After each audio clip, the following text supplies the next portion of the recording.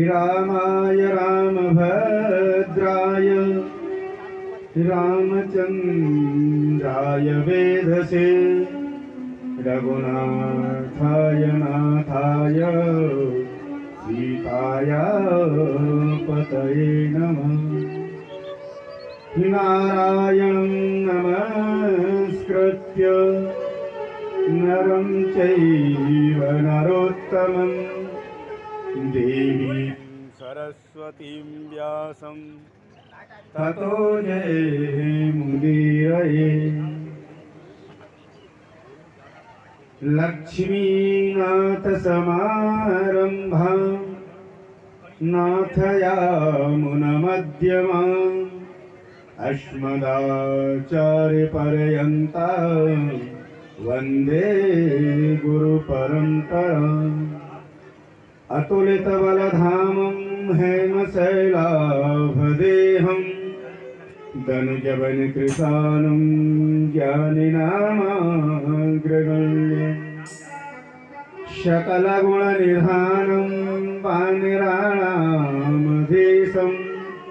रघुपतिप्रियभक्तं वातजातं नमामि।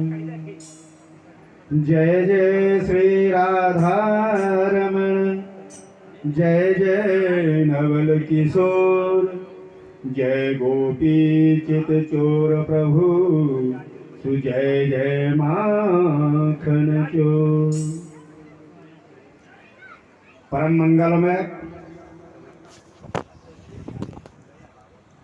परात्पर अखिलेश्वर अकारण करुणा वरुणाल भक्तवांछा कल्पतरु तदुति विनंद पीतांबरधारी श्री भक्तवत्सल भगवान बालकृष्ण प्रभु की वांग्मयी प्रतिमूर्ति श्रीमद् भागवत महापुराण। प्रेमी सज्जनों, आज हम श्री भागवत जी के तृतीय दिवस में प्रवेश करने जा रहे हैं। हम तृतीय दिवस में प्रवेश करने से पहले अपने मन और वाणी दोनों को पवित्र करें। उसके बाद में श्री भागवत में प्रवेश करेंगे, भगवान का नाम संकीर्तन करेंगे। गोविंद राधे गोपाल राधे गोविंद राधे गोपाल राधे गोविंद राधे गोपाल राधे गोविंद राधे गोपाल राधे गोविंद राधे गोपाल राधे गोविंद राधे गोपाल राधे राधे राधे गोविंद गोविंद राधे राधे राधे गोविंद गोविंद राधे राधे राधे गोविंद गोविंद राधे राधे। वृंदावन बिहारी लाल की जय हो, प्रभा के बिहारी लाल की जय हो, जानकी वल्लभ लाल की जय हो, भागवत भगवान की जय हो, गौरी शंकर भगवान की जय हो, व्यास जी महाराज की जय हो, सुखदेव जी महाराज की जय हो, भैया वाले हनुमान जी महाराज की जय हो, दुर्गा मैया की जय हो, नंगार बस्ती की जय हो, नंगार खीर की जय हो, नेतमपुरी बाबा की जय हो। जय जय श्री राधे। नमः पार्वती पतये हर हर महादेव। परम मंगलमय कल के दिवस में हम श्रवण कर रहे थे कि मैया देवहूति का विवाह महात्मा करदम जी के साथ में हुआ और मैया देवहूति के 9 कन्याएं हुई और 10वें बालक के रूप में भगवान स्वयं कपिल के रूप में पधारे और कपिल भगवान ने मैया देवहूति को वेद वेदांत का उपदेश दिया, सांख्य शास्त्र का उपदेश दिया, आत्म तत्व का उपदेश दिया। इस तरह से ज्ञान के उपदेश दिए और ज्ञान के उपदेश देने के बाद में मैया समझ गई कि ये तो साक्षात ब्रह्म है, नारायण मेरे यहाँ पधारे हैं।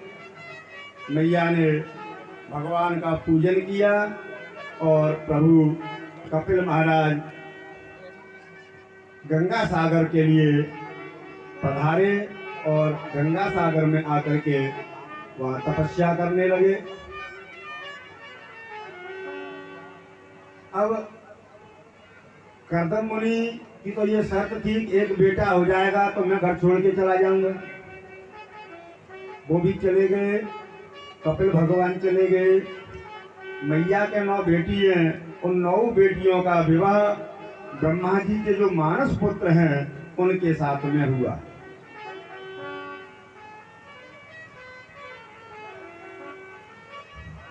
मनोस्तु शतरूपाय तिस्र कन्याश्च जज्ञिरे आकुतिर्देवहूतिश्च प्रसूतिरिति विश्रुता।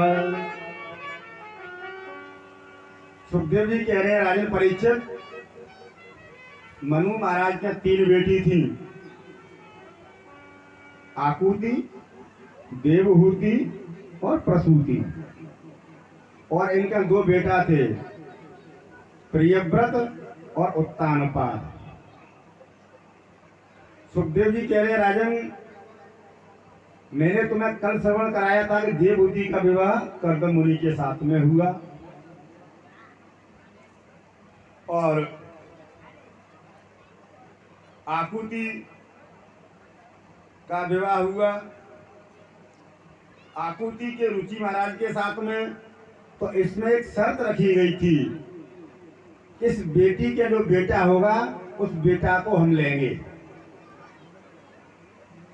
बेटी के बेटा को हम गोद लेंगे, ये शर्त रखी गई थी। और रुचि महाराज के साथ में आकुति जी का विवाह हो गया। इनके 2 संतान हुई। भगवान स्वयं यज्ञ के रूप में पधारे। बोले यज्ञ भगवान की जय हो।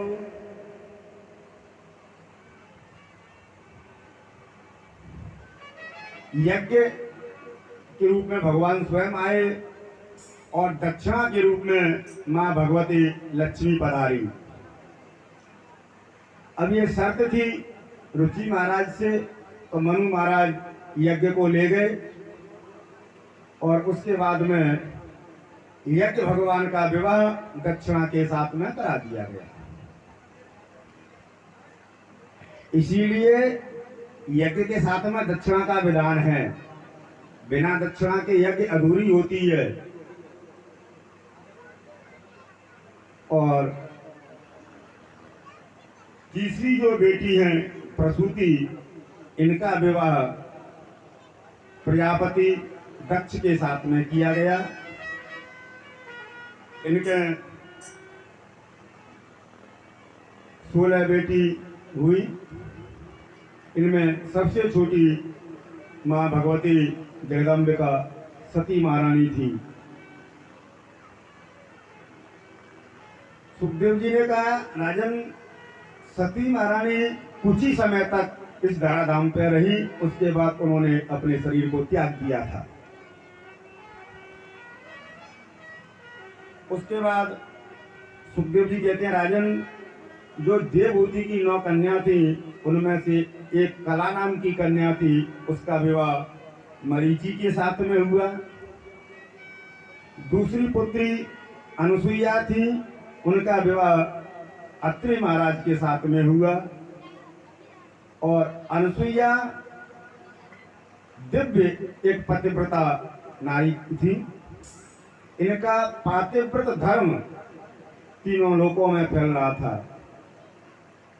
अनुसुईया महारानी का पातिव्रत धर्म इतना प्रबल था, इतना मजबूत था कि जब भगवान राम वन को गए तो अत्रि मुनि के आश्रम पर पधारे और अत्रि मुनि के आश्रम पर रहे तो माँ भगवती सीता जी को मैया अनुसुईया ने नवदा भक्ति का उपदेश दिया, नवदा भक्ति का ज्ञान दिया। और इनके यहाँ 3 पुत्र हुए।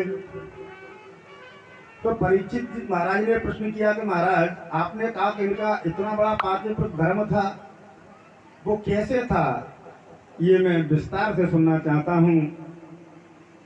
तो सुखदेव जी कहते हैं राजन, इनका पातिव्रत धर्म इतना प्रबल था, इतना बली था कि माँ भगवती लक्ष्मी, माँ भगवती ब्रह्माणी और माँ भगवती पार्वती जी स्वयं इनसे द्वेष करने लगी।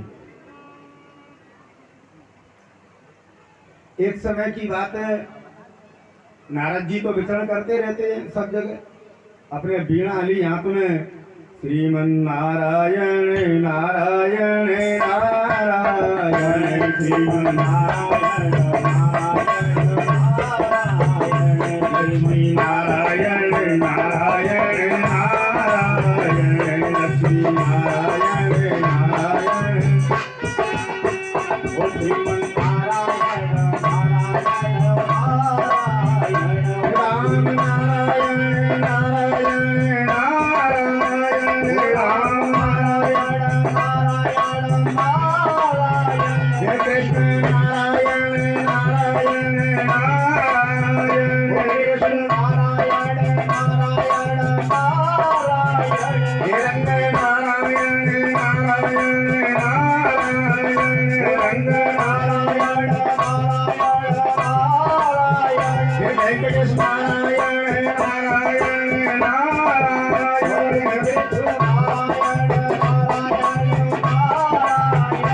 गोविंद नारायण नारायण नारायण गोविंद नारायण केशव नारायण नारायण नारायण केशव नारायण। नारद जी बीना बजाते बजाते मृत्युलोक में आए। हर घर में मैया अनुसुईया के पातिव्रत धर्म की चर्चा थी। हर स्त्री पुरुष की जिह्वा पर मैया अनुसुईया का नाम था। नारद जी मृत्युलोक से चले और वैकुंठ में पहुंचे। मैया लक्ष्मी जी मिली। मैया लक्ष्मी को प्रणाम किया नारद जी ने। मैया ने आशीर्वाद दिया और मैया ने पूछा, नारद कहां से आ रही हो? नारद जी बोले, मैया मैं भी मृत्युलोक में गया था, मैंने एक बात देखी। बोले क्या देखा? बोले हर स्त्री पुरुष की जिह्वा पर मैया अनुसुईया का नाम है। बोले क्यों? बोले उनका पातिव्रत धर्म बड़ा भारी प्रबल है। देखिए,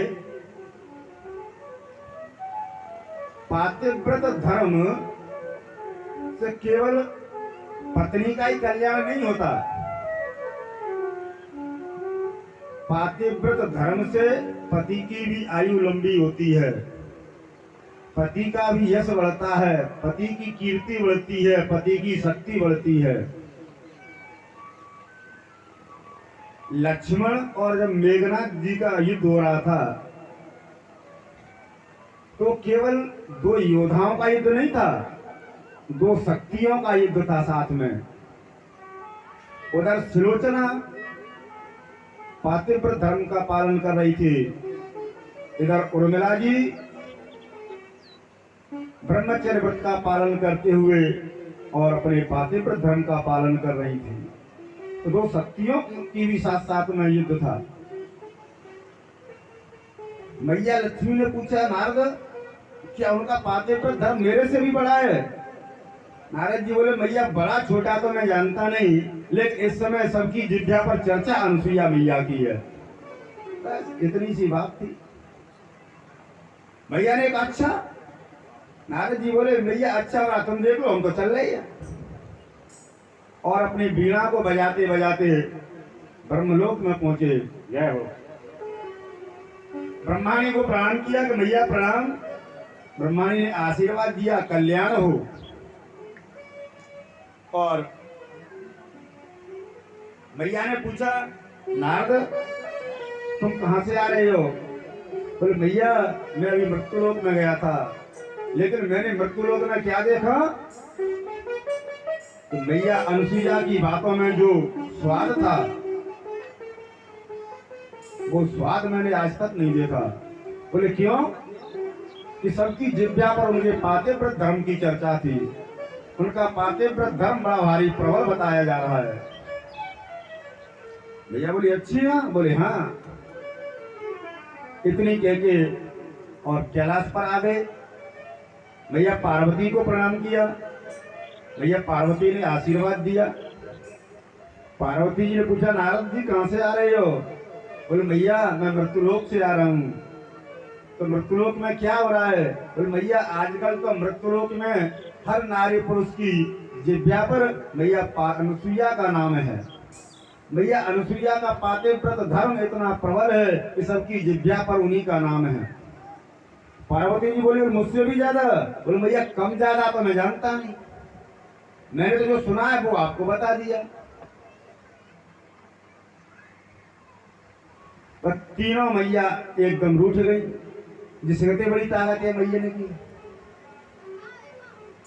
और एक और विशेषता है, तुलसी बाबा कहते हैं कि मोहन नारे नारे करे रूपा और पन्न गारय अखत अनूपा। पुरुष एक बार को किसी दूसरे पुरुष की बड़ाई सुन करके प्रसन्न हो सकता है, प्रसन्न हो जाएगा, लेकिन मैयन में बड़ी विचित्र स्थिति है। लेकिन अच्छा वो मोते ज्यादा कैसे हैं जागी? तीनों देवता है तो तीनों मैया खटपाटी लगे सो रही हैं। विष्णु भगवान ने पूछा लक्ष्मी जी से देवी क्या बात है? बोले बात ये है मैं कुछ नहीं जानती। तो बोले तुम मृत्युलोक में जाओ और उस अनुसुईया के पातिव्रत धर्म को नष्ट करके आओ। भगवान बोले, भगवान ने विचार किया कि एक पातिव्रत धर्म को नष्ट करने के लिए गए तो हम पत्थर के बन गए। वृंदा महारानी के पातिव्रत धर्म को नष्ट करने के लिए गए थे, भगवान शालिग्राम बन गए बेचारे। अब हमारा क्या होगा?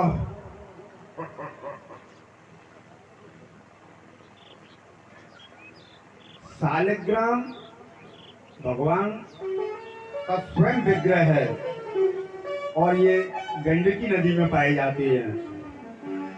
शालिग्राम भगवान की प्रतिष्ठा नहीं कराई जाती और किसी भी पत्थर की मूर्ति बनवाए या अन्य किसी धातु की मूर्ति बनवाए तो उसकी पहले प्रतिष्ठा करानी पड़ेगी, तब वो पूजनीय होगी। लेकिन शालिग्राम भगवान की प्रतिष्ठा नहीं कराई, वो स्वयं सिद्ध भगवान है, उनको हिरण्यगर्भ कहा जाता है। शालिग्राम की शिला में अंदर सोना होता है, चाहे कितना भी हो स्वर्ण होता है, इसलिए उनको हिरण्यगर्भ कहा जाता है। गर्भ माने उदर, शिला के अंदर पेट में सोना होता है। और फिर जब उनका पातिव्रत धर्म नष्ट किया तो उनको वरदान दिया तो मैं सदैव तुम्हारे साथ रहूंगा, तुमसे अलग नहीं होऊंगा। इसलिए भगवान शालिग्राम पर हमेशा तुलसी चली रहती है। बिना तुलसी के शालिग्राम को नहीं छोड़ना चाहिए। शालिग्राम भगवान पे हमेशा तुलसी चढ़ा के रखना चाहिए। और तुलसी 7 दिन तक बासी नहीं होती। कहते हैं कि बिल्व पत्र त्रिरात्राणि पंचरात्राणि पंकजम और तुलसी 7 रात्राणि अन्य पुष्प दिले दिले। बिल्व पत्र 3 दिन तक बासा नहीं होता। अन्य जगह वर्णन आता है कि बिल्व पत्र 11 दिन तक बासा नहीं होता। पंकज कहते हैं कमल, कमल का पुष्प 5 दिन तक बासा नहीं होता, 5 दिन पहले भी उसको तोड़ के रख सकते हैं और चढ़ा सकते हैं भगवान पर। तुलसी 7 दिन तक बासी नहीं होती और सारे पुष्प ताजी चढ़ाना चाहिए, सब बासे हो जाते हैं। इधर ब्रह्मा जी अपने घर आए तो वहां देखा कि ब्रह्मा ने घटपाटी लेके कोप भवन में, और मैया पार्वती के तो कई गई का है। तीनों की एक ही शर्त कि अनुसुईया का पातिव्रत धर्म नष्ट करके आओ। तीनों देवता बेचारे चल गए, आए मृत्युलोक में तो एक जगह पे इकट्ठे मिल गए। बोले तुम कैसे आए, तुम कैसे आए, तुम कैसे आए, तो सबन की समस्या एक ही निकली, क्योंकि चलो इकट्ठे चलो शायद और जो काम बने। तीनों देवता अत्रि मुनि के आश्रम पर आए और उन्होंने महात्माओं का वेश बनाया, साधु का स्वरूप, जो जटा दाढ़ी। बाबा जी अनुसुईया जी के आश्रम पे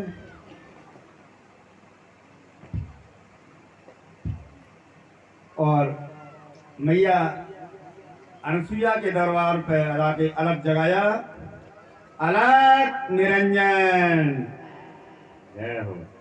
मैया अनुसुईया दौड़ के आई, कोई महात्मा आए हैं मेरे दरवाजे पर भिक्षा मांगने को। देखिए ये गृहस्थ का धर्म है, उसको अपने दरवाजे से किसी भी याचक को वापस नहीं जाने देना चाहिए। क्यों? नीति में एक श्लोक आता है कि याचका नैव याच्यन्ते बोधयन्ते ग्रहे ग्रहे। याचक कभी मांगने नहीं आता, वो तुमको सिखाने आता है, समझाने आता है। क्या समझाता है? बोले मैंने अगले जन्म में किसी को दिया नहीं, मांगता रहा, इसलिए इस जन्म में भी फिर मैं मांगने वाला बन गया। क्यों? एक और बात, अंतमति सगति।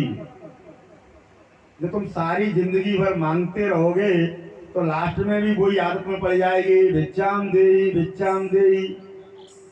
और उसी भिक्षाम देही देही करते कहीं गोविंदाय बोल गई तो अगले जन्म में भी वही कराओगे, भिक्षाम देही भिक्षाम देही। तो इसलिए याचक कभी याचना करने नहीं आता, वो हमको सिखाने आता है।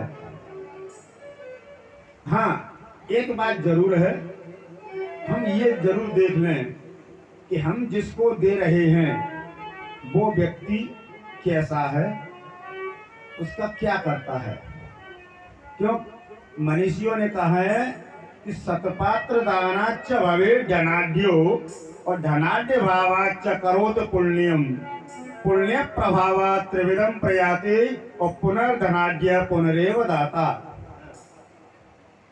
हम जो दान करेंगे उस दान से वो व्यक्ति ले जा करके करता क्या है, उस धन को अपनी उदर पूर्ति में लगाता है। उदर पूर्ति में लगाता है तो वो भी सत्कर्म है। क्यों? उसके घर में जो भी 2-4 जीव होंगे वो सब खा पी रही है, या अन्य किसी सत्कर्म में लगाता है, अन्य किसी गाय ब्राह्मण संत की सेवा करता है, बहुत अच्छा। और यदि वो व्यक्ति कहीं ले जाके हमारे धन से मदिरा का पान करता है, जुआ खेलता है, वैश्यावृत्ति करता है और किसी अन्य बुरे कर्म में उस धन को लगाता है, तो वो जो कार्य करता है उसका तो उसको दोष लगेगा ही लगेगा। उसके साथ में हमने धन दिया, हमने उसको उस बुरे कार्य को करने के लिए प्रेरित किया, उसका दोष हमको भी लगेगा। इसलिए दान देते समय ये जरूर ध्यान रखें।